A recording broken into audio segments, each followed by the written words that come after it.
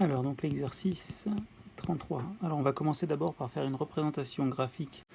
Alors on est en présence de 4 segments qui sont chacun sur des supports de droite.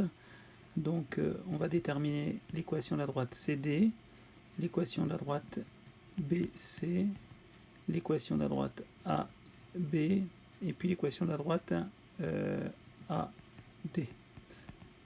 Alors on va devoir déterminer à chaque fois l'équation y est égale à ax plus b. Alors on va faire juste l'exemple pour la droite CD, puis après je donnerai les autres. Donc pour la droite CD, ça fait, donc si on prend le point C, ça fait 5 est égal à 2A plus B, et puis pour le point D, ça fait 4 est égal à A plus B. Alors si on fait la première moins la deuxième, ça fait donc ici 1 est égal à A, et puis si on substitue par exemple dans la deuxième, on a B est égal à 4 moins A, c'est-à-dire 3. Donc ici, le support, c'est Y est égal à X plus 3. Pour les suivants, alors le deuxième, ça fait moins X plus 7. Y est égal à moins X plus 7.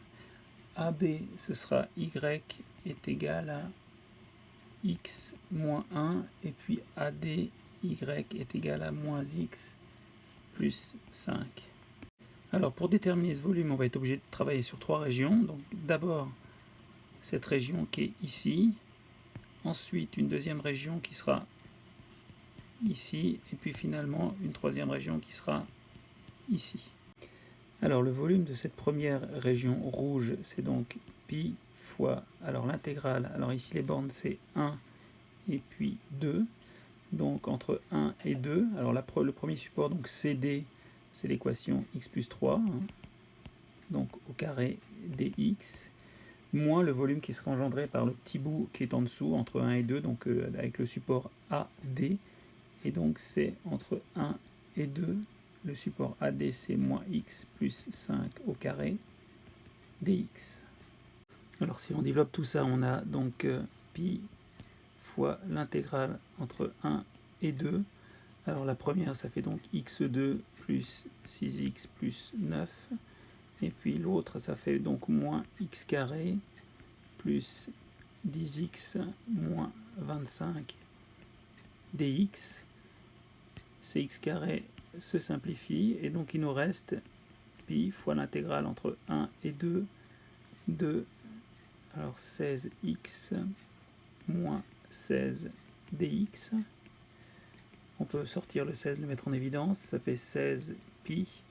Et puis donc une intégrale, une primitive de x moins 1, ça va être x moins 1 au carré sur 2, donc entre 1 et 2. Et puis si on fait l'application numérique, ça nous donne 8 pi pour cette partie-là. Alors le volume pour la région 2, là, en bleu, c'est donc pi fois l'intégrale. Alors cette fois-ci, c'est entre 2 et 3 de la partie donc, qui est ici. Donc ça, c'est avec le support CB, et puis ça, c'est avec le support AD. Donc ici, c'est moins x plus 7 au carré dx, moins l'intégrale entre 2 et 3 de moins x plus 5 au carré dx.